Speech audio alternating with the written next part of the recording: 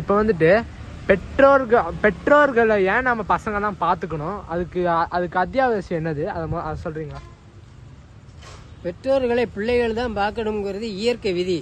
அதில் போய் வேற எந்த ஒரு மாற்று கருத்தும் இல்லை, அதுக்கு வேற கேள்வியே கிடையாது.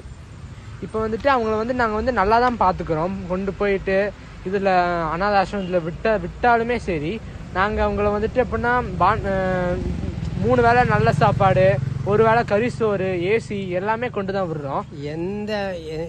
எந்த ஏசியாக இருந்தாலும் சரி, கறிசோறாக இருந்தாலும் சரி, பெற்ற பிள்ளைகள் கண்ணு முன்னால் தாய் தகப்பன் அந்த வயதான காலத்தில் அவங்களுடைய முகத்தை பார்த்து கிடைக்கிற சந்தோஷம் அந்த எண்மையிலேயோ ஏசி வசதியிலேயே கிடைக்காது.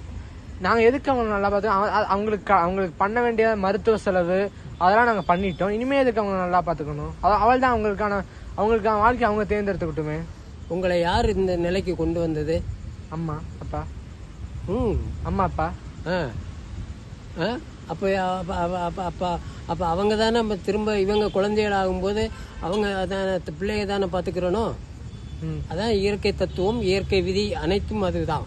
சரி, இப்போ சில பேர்த்துக்கு எங்கள் சேனல்லேருந்து ஒரு கோரிக்கை அவங்க எடுத்திருக்காங்க. அப்படின்னா சில பேர்த்துக்கு வந்துட்டு பணம் காசு இருக்கு, அவங்க அம்மா அப்பாவுக்கு உடம்பு சரியில்லை, ஹார்ட் சர்ஜரி அந்த சர்ஜரின்னு, ஹார்ட் சர்ஜரி அந்த சர்ஜரி. இப்போ வந்துட்டு அவங்க வந்துட்டு இவ்வளோ ஒரு ஹார்ட் சர்ஜரிக்கு வந்துட்டு 1 லட்ச ரூபா ஆகுது. அந்த 1 லட்சத்தை எங்களால் கட்ட முடியலை. அப்போ நாங்கள் வந்துட்டு எப்படி அவங்கள பார்த்துக்க முடியும்? அரசு மருத்துவமனைகள் எல்லா ஊர்கள்லேயும் இருக்குது. பண வசதி வாய்ப்புகள் இல்லாதவர்கள் அரசு ஆஸ்பத்திரியை வந்து பயன்படுத்தி கொள்வது நல்லது. இப்போ வந்துட்டு நீங்கள் சொல்கிற மாதிரியும் இருக்கலாம். ஆனால் பணங்காசு இருந்தாலும் சரி, இப்போ அவங்களுக்குன்னு ஒரு வாழ்க்கை இருக்கும்ல. நாங்கள் போய் இப்போ வந்துட்டு வீட்டில் இப்போ சொன்னால் வீட்டில் இருக்கவங்க சித்திரவதைப்படுத்துகிறாங்க சொல்கிறதுனால நாங்கள் அனாதை ஆசிரமத்தில் விடுறோம். நாங்கள் எதுக்கு அவங்கள பார்த்துக்கணும்? இனிமேல் எப்படின்னா அவங்கள நாங்கள் இவ்வளோ வளர்த்துட்டோம். சரி, எப்படின்னா அவங்க இப்படின்னு சொல்லிட்டாங்க, அதுக்கான கேள்வி நீங்கள் எடுத்துட்டீங்க. இனிமேல் நாங்கள் என்ன பண்ண முடியும்? அதுக்கு அவங்கள நல்லா பார்த்துக்கிறதுக்கும் இனிமேல் வரலாறு என்பது ரிப்பீட்ஸ்ன்னு சொல்லுவாங்க. ஹிஸ்டரி ரிப்பீட்ஸ்ன்னு சொல்லிட்டு ஒரு பழமொழி உண்டு. அதனால் வந்து வரலாறு திரும்பும். அதனுடைய உண்மையான அர்த்தம் வந்து வரலாறு திரும்பும். இப்போ உள்ள பிள்ளைகள் வந்து பெற்றோர்களை கவனிக்க முடியாதுன்னு சொல்லிவிட்டால் உங்கள் குழந்தைகள் எப்படி நடத்தும் என்பதை நீங்கள் யோசனை பண்ணி பார்க்கவும். ரொம்ப தேங்க்ஸ் சார். உங்கள் பொண்ணான நேரத்தை எங்களுக்கு ஒதுக்கி எங்களுக்கு இவ்வளோ நல்ல விஷயங்கள் சொல்லியிருக்கீங்க. ரொம்ப நன்றி. நீங்களா சொல்ல விரும்புறீங்களா? நானும் பதிலுக்காக உண்மையான என்னுடைய நன்றியும் தெரிவிச்சுக்கிறேன். நல்ல ஒரு கேள்வியாக இருந்தது.